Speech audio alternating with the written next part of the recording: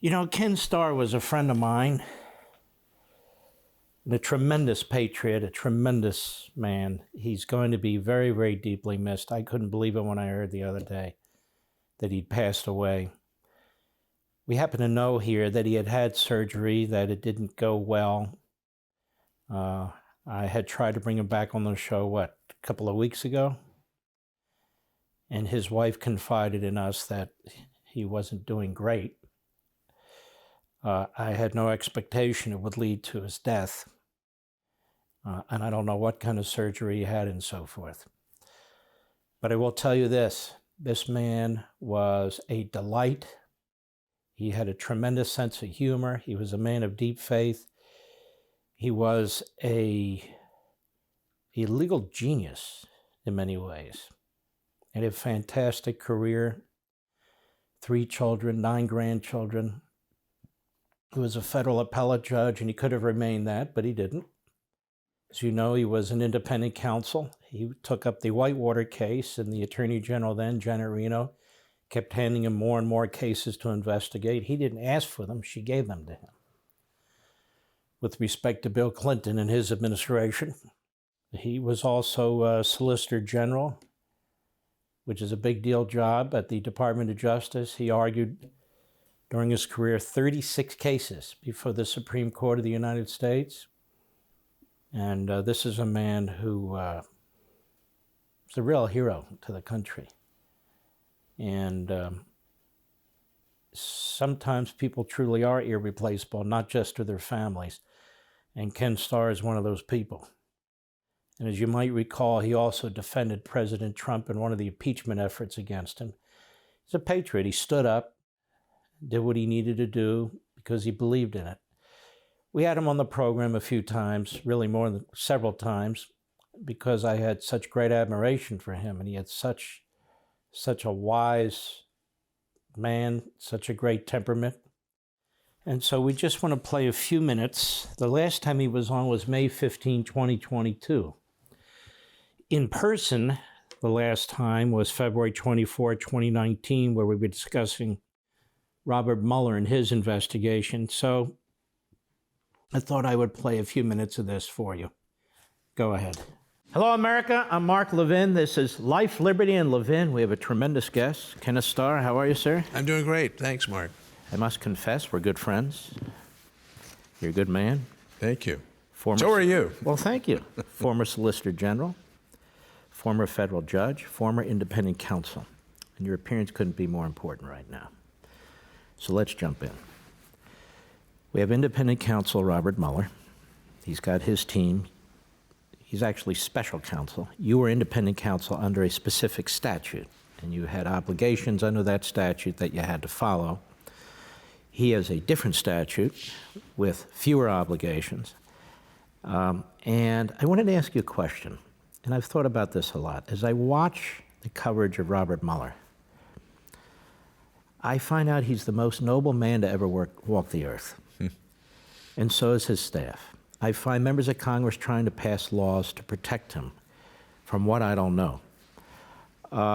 And I remember when you were an independent counsel, we had the paparazzi media on your front step. I saw you come out with a cup of coffee every now and then. We knew when you came up in the morning, when you went to bed at night.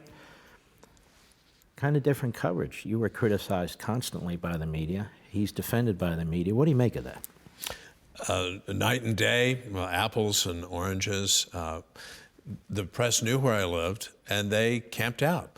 Also, they camped outside frequently, not always, camped outside our offices in Washington, D.C. Very different. They don't do that for Mueller. Why is that, do you think? It's very nice of them. Yes. And honestly, I was curious. I asked someone in Washington, hey, does people not know where Bob Mueller lives? I don't wish him that kind of invasion of privacy, but we lived in a nice suburban area of McLean, Virginia. I remember your house. It was very nice. Yeah, it's simple. Some of my friends all over TV. So, our Brady Bunch house. Yes.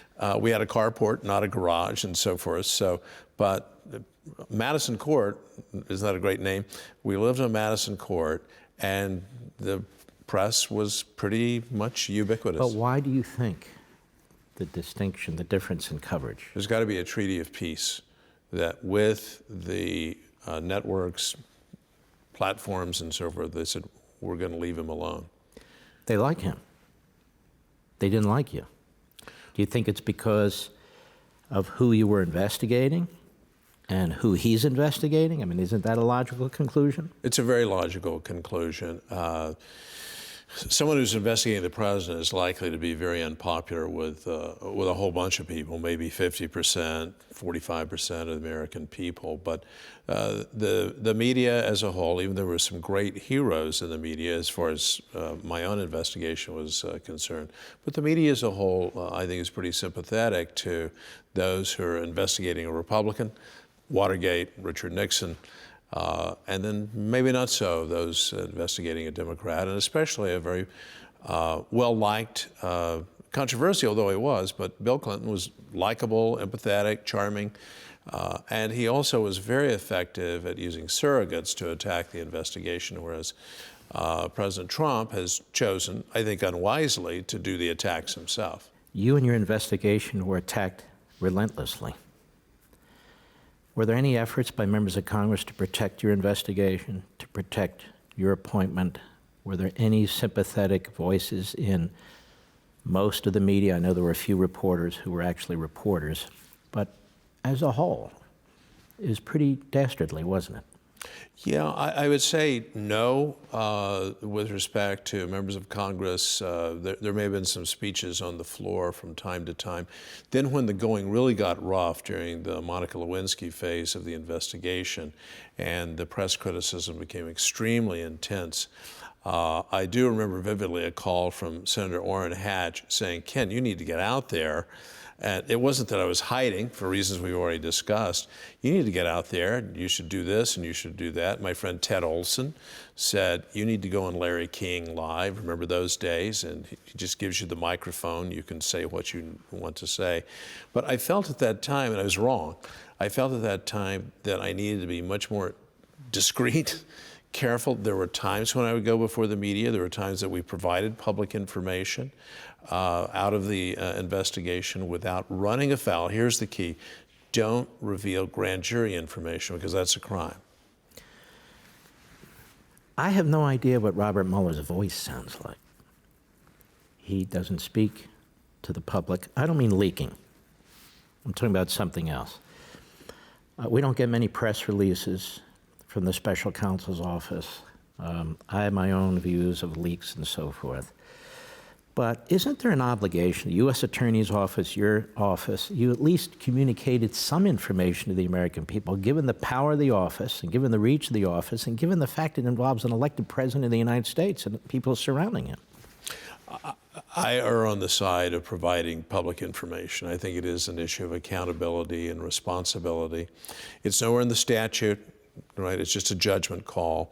Are you going to try to educate the public as appropriate without besmirching people's reputations? I think that's one of the key things that we're going to be seeing in the Mueller investigation. Fantastic man. And 3.5 years later, he's gone. Only 76 years old. Very, very sharp, very vital man. And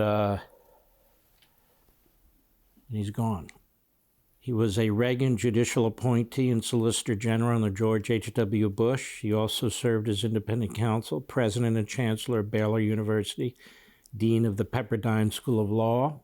Ken Starr had a distinguished career in academia, the law and public service. After leaving Baylor, he was of counsel to the Lanier Law Firm, where he continued to practice appellate law. He also taught courses in constitutional law, negotiation, and religious liberty. And he authored several books and served as commentator for Fox News for a period. And he passed away at the Baylor St. Luke's Medical Center in Houston of complications from surgery. Starr argued 36 cases before the U.S. Supreme Court, including 25 during his service as Solicitor General from 1989 to 1993.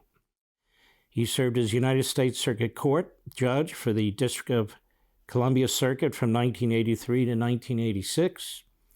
counselor and chief of staff to the U.S. Attorney General William French Smith, Reagan's first Attorney General. From 1981 to 83, a law clerk to both Chief Justice Warren Burger and in the Fifth Circuit Judge David Dyer. He was appointed by a 3-judge panel to serve as independent counsel for 5 investigations, including Whitewater from 1994 to 99. For 25 years, Starr taught constitutional law as an adjunct or visiting professor at New York University, George Mason School of Law, Pepperdine School of Law, Chapman Law School, and as the Louise L. Morrison Professor at the Baylor Law School. More recently, he taught courses at Regent Law School and Hillsdale College. Starr was a partner of 2 national law firms, Kirkland & Ellis and Gibson, Dunn & Crutcher, specializing in appellate law. And as I said, he joined the Lanier Law Firm in 2017 as of counsel. And Mark Lanier said of Ken Starr, over 4 decades I've known Ken as Judge Starr, Dean Starr, President Starr, Uncle Ken, but most importantly, dear friend. To me, my family, our firm, our clients, American justice and world justice, the world has lost a superstar, and the world is rightly in mourning. That is without question. He was born July 21, 1946, to William D. Starr and Vannie Trimble Starr. He grew up in San Antonio, where his father was a barber and a minister. After graduating from San Antonio's Sam Houston High School, he earned his BA from George Washington University while working part-time on Capitol Hill for Congressman Bob Price. He earned a Master's of Arts in Political Science from Brown University and his law degree from Duke University Law School, where he was Order of the Coif, top, and served as note and comment editor at the Duke Law Journal. Just shows you how brilliant he was. He and Alice Jean Mendel of Mamaroneck, New York, were married on August 23, 1970. She's a wonderful lady. 1 week before he began law school, he was admitted to practice law in Texas, California, District of Columbia, Virginia, and the United States Supreme Court. He authored many books. He received numerous honors. He's survived by his wife. They were married for 52 years and 3 children and 9 grandchildren.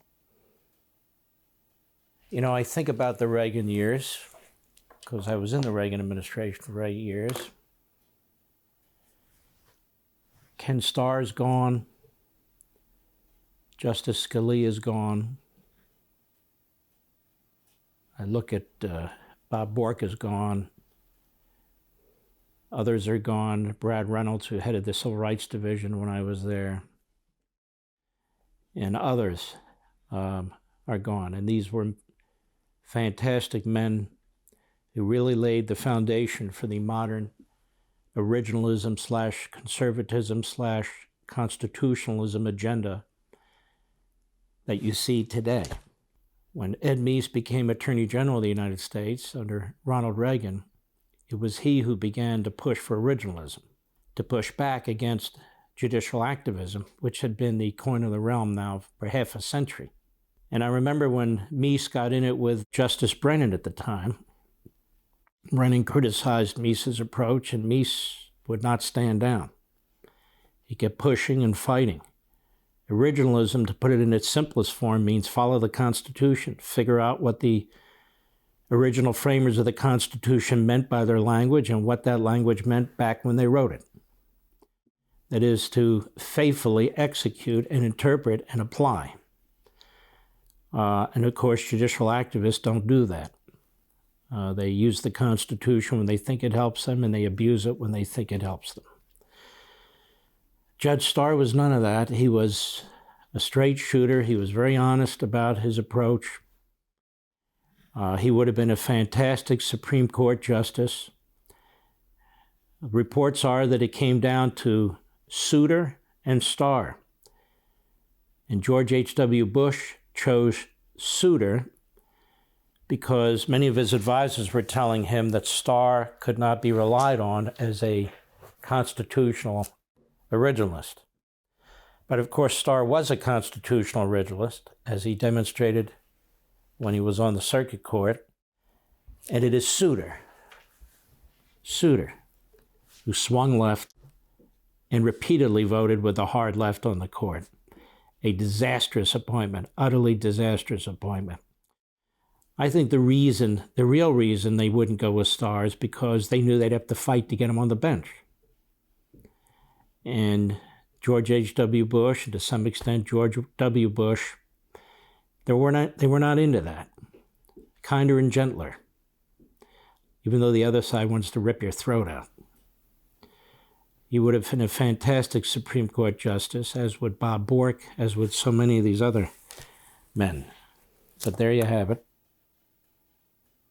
A fantastic life. You know, none of us are going to get out of here alive. The question is, what are you going to do while you are alive? And to me, first among equals is family. Whoever you are, whatever you do, whatever role you're in, it's your family that remembers you the best and the most. So you will be God's servant one way or another. And of course, country. We're losing our country, and so it's important to fight for our country. But you have very limited time on this earth, very limited time, so it really is a matter of what you make of it and what you want to make of it. And Ken Starr made of it many wonderful things. And I will tell you, when we taped that show that you saw and other shows with Ken, during the breaks, Mr. Producer, you can vouch for this, he would sing from time to time, right? He had a good time. He was a joyous man. He would sing from time to time, or we'd talk about getting together in Florida. This last time we had spoken about it. He very much wanted to, but then apparently it became difficult. His health deteriorated. So as I said, the last time he was with us was May 15, 2022 of this year. And we talked about the Dobbs decision regarding Roe. And we also talked about the threats against Supreme Court justices. He was very disturbed by all that. And you could probably find that online on YouTube or something of the sort. So God bless his soul and God bless his family. And may they somehow find peace. For more, sign up for Levin TV.